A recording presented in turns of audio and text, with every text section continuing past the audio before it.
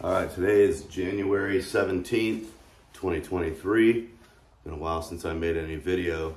What I'm doing to start the year off is refinishing some furniture that we have.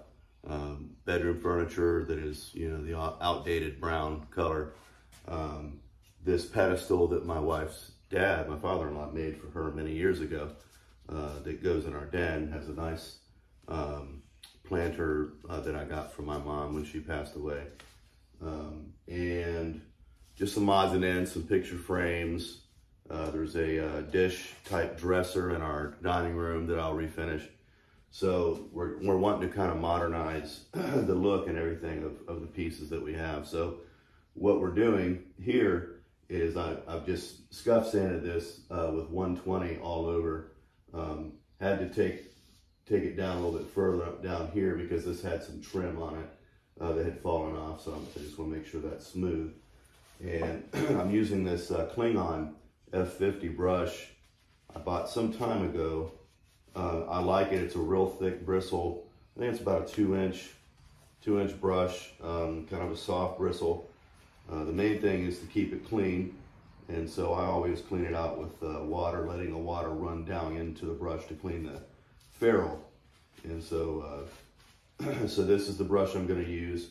But the first thing I'm going to do here is I'm going to put this General Finishes stain blocker. It's a white primer that is going to go over this. I'll probably end up putting 2 coats on just to make sure I've got good coverage. Once that's dry, then I'm going to paint it with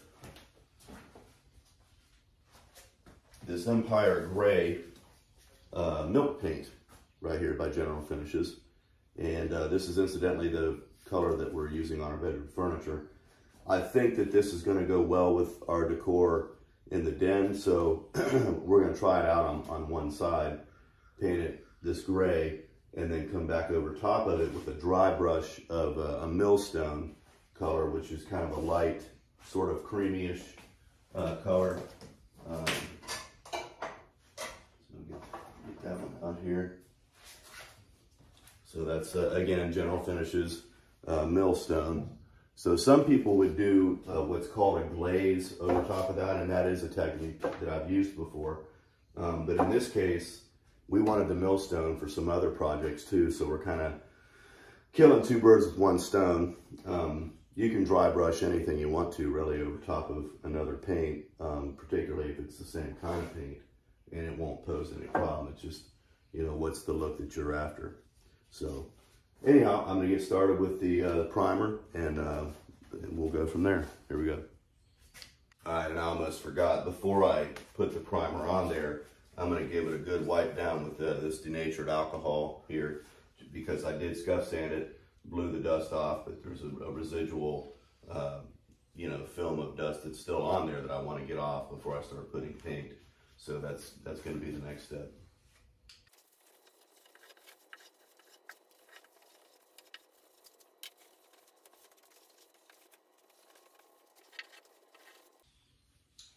All right, here we go. Got it all wiped down. I'm gonna hit it with some of this stain blocker.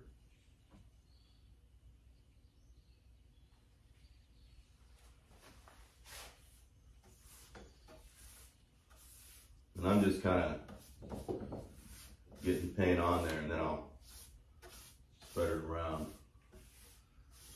You don't want to overbrush when you're doing this kind of thing. Probably wouldn't matter as much on the stain blocker, but when you're painting, you only want to brush as much as it takes to get the paint to cover, because otherwise you will leave brush marks and whatnot.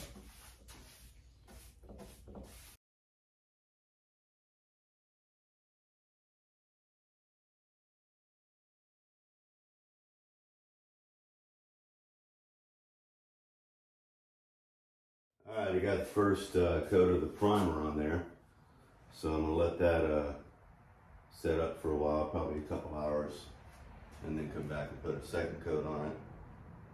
You can see it's mostly covered, but you can see a little bit of brown in there trying to sneak through. The main thing you got to do once you put that coat of paint, primer, whatever you're dealing with, is to walk around and make sure that you don't have any runs anywhere, which is what I was doing just a second ago. And then instead of washing the brush every time, what I do is I take the, just get some plastic wrap, put the brush inside, you know, kind of roll it, you know, just kind of cover it over with plastic. And that way, you know, I'm not losing all that paint and starting over every time. So this will be ready to go to begin painting again once this is dry. And like I said, probably at least an hour, probably 2 hours. I just have to check it and see what's going on. Here we go with coat number 2 of the stain blocker.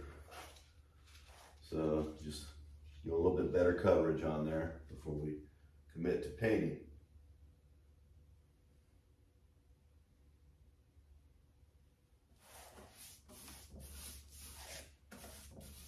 I did add a little bit of water to the stain blocker just because I wanted to make it a little bit easier to spread it. The stuff's really thick, so the viscosity is a little better to work with now. And so I'm just going to make sure that I'm going to get everything coated such that there's no bleed through of any of the underlying stain or finish that was on this from my father-in-law made it. I don't remember what year that was. It was a long time ago. He gave it to Laurie as a Christmas present, and she's liked it ever since. It's just now our decor is a little bit different here in our newish home, and so we're just wanting to get things, you know, to match up and look good together, coordinated, I guess you'd call it. So, and again, on this one, since I've already got good coverage for the most part from that first coat, now on this, as I apply it, I don't have to spend as much time trying to get any coverage. So while it's still wet, I'm able to do a little trick with the brush that kind of precludes lines, and that is where you take the very tip of the brush. Let me get the rest of this off of there real quick.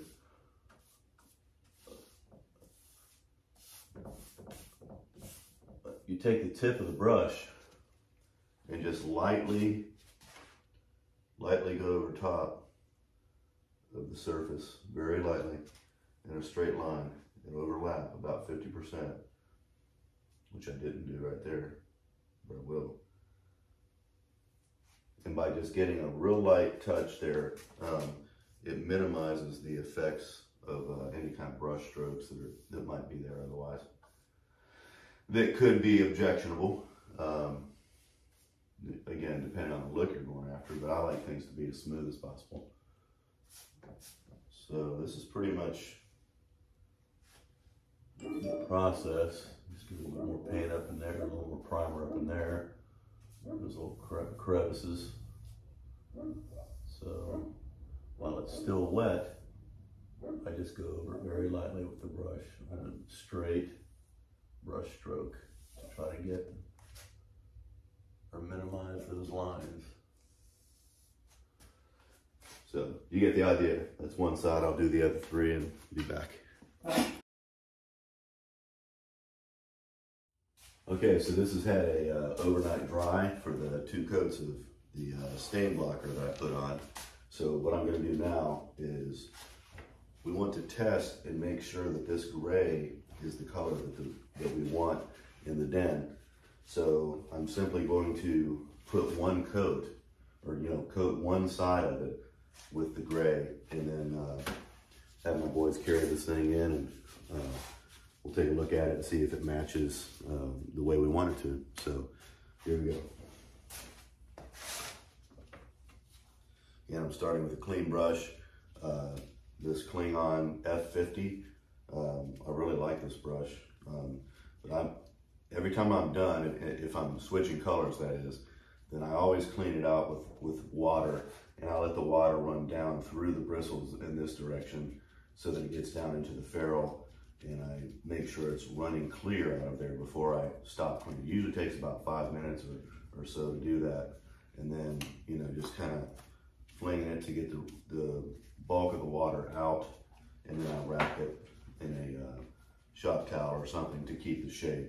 So it's just it's just what I do to take care of the brush. But anyway, what I'm using here is, again, General Finishes water-based milk paint, and this is called Empire Gray. So I'm gonna go ahead and get started on this. Get that paint off of the stir stick.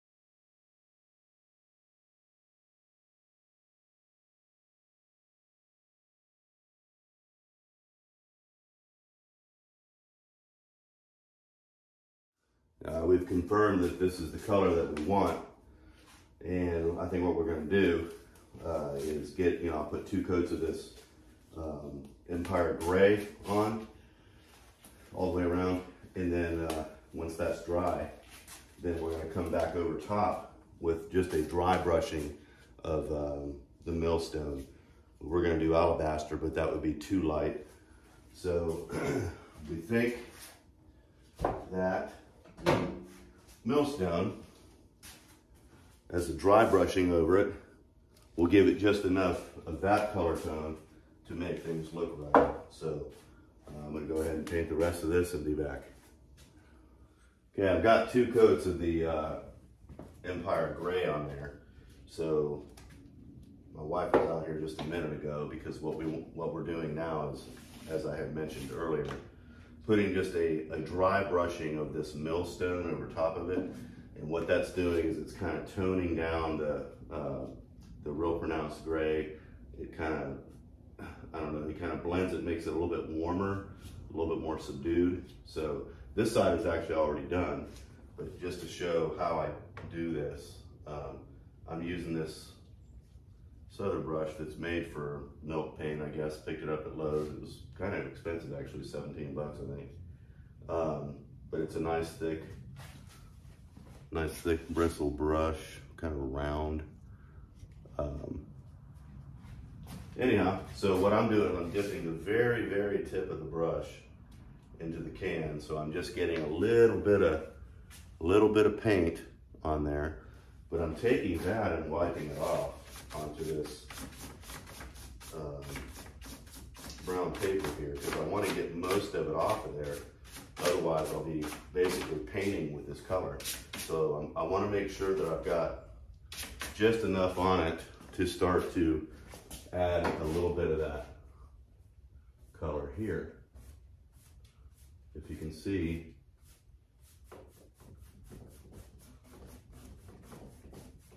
maybe a little bit more than that.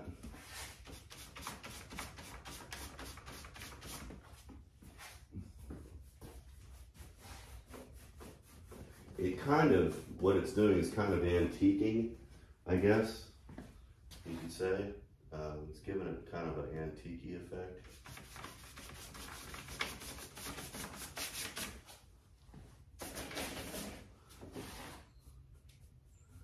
Okay, that's a bit heavy.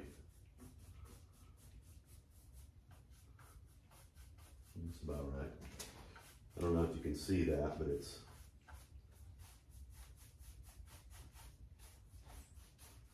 just kind of aggressively go in and work that paint onto the surface. Because it's so dry, you're not really leaving much, but it's enough to change the appearance. And that's what we're doing here.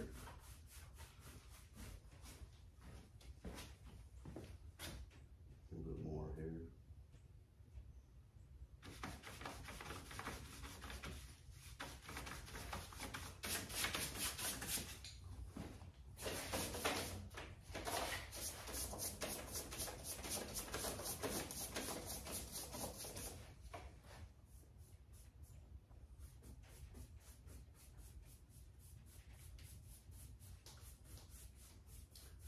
Yeah, you can see it going on there now.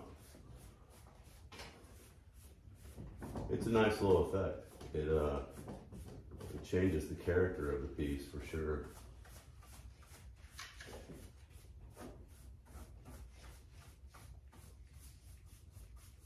It's kind of fun to do too. You're seeing it kind of transform the look of it right before your eyes. I'm probably sounding like Bob Ross again here. Bob Ross was an artist. I'm not a musician, not a brush artist for sure.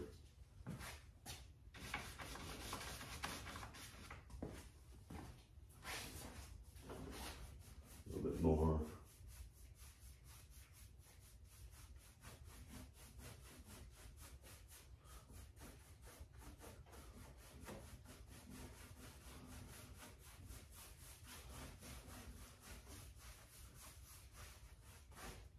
You get the idea.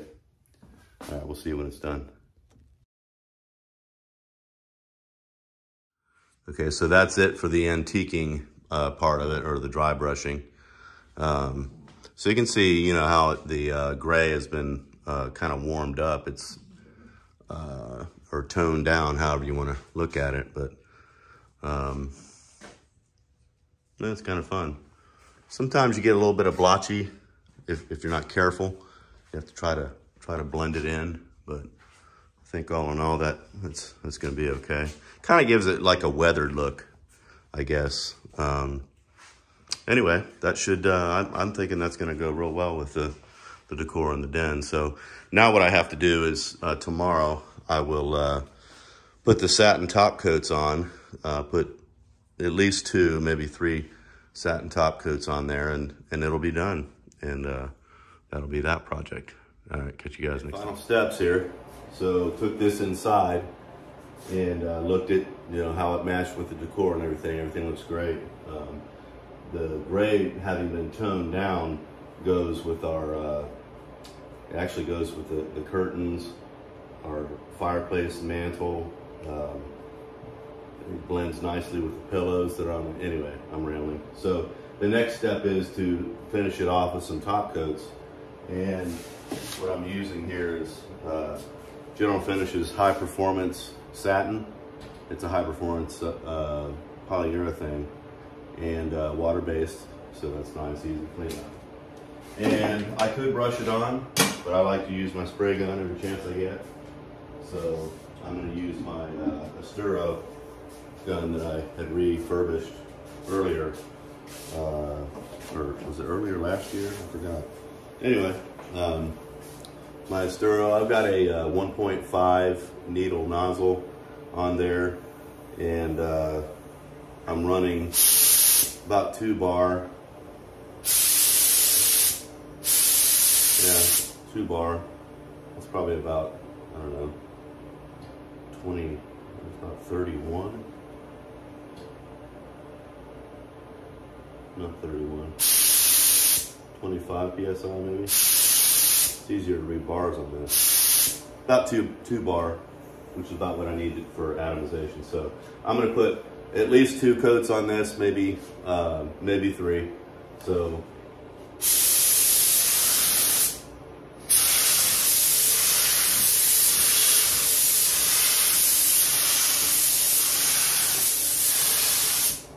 And I had forgotten to put my respirator on, so I'm gonna grab that.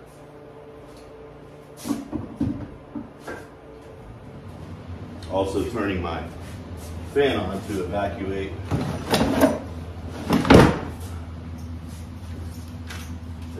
the overspray.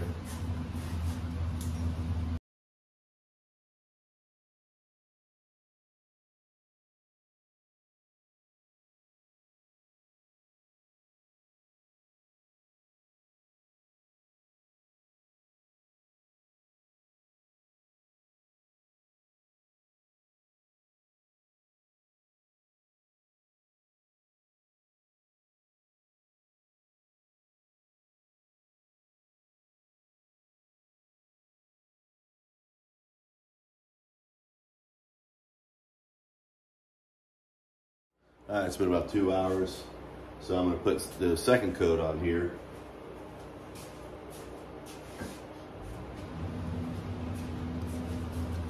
My evacuation fan on, respirator on here, and this time I'll explain a little bit about what I do when I'm spray finishing. It's kind of a universal practice that I use when I'm painting cars or finishing drums or whatever. And that is, you want a wide spray pattern, usually, unless you're trying to get into a small area or something like that. So on a gravity feed gun, I open up the fluid needle enough to allow a stream to flow and drop about maybe 2 inches after it's coming out. It should start dropping.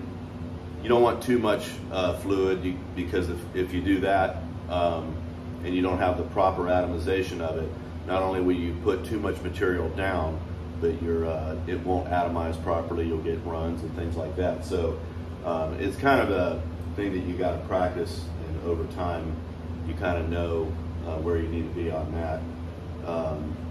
And every material that you're spraying is different too. Nitrocellulose lacquer is different than water-based lacquer.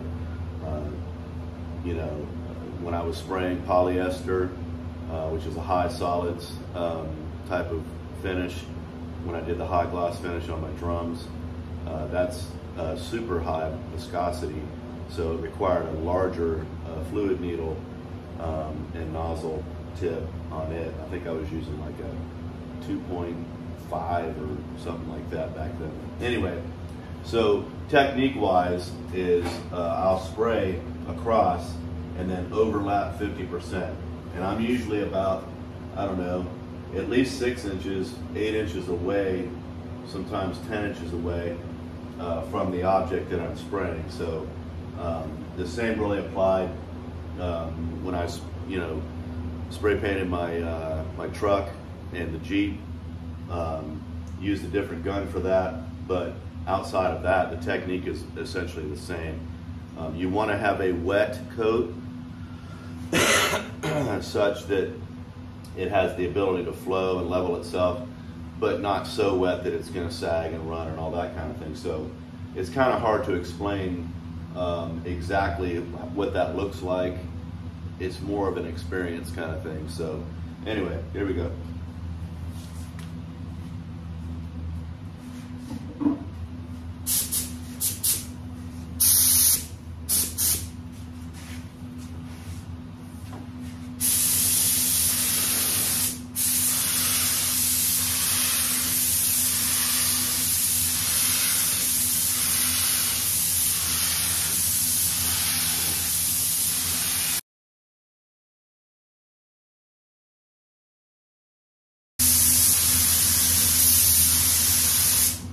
Also, you'll notice I'm coming out past the edge of the piece. You don't want to stop right at the end, at the very end of it, because you'll put too much material down. So you kind of go past the edge of it and back.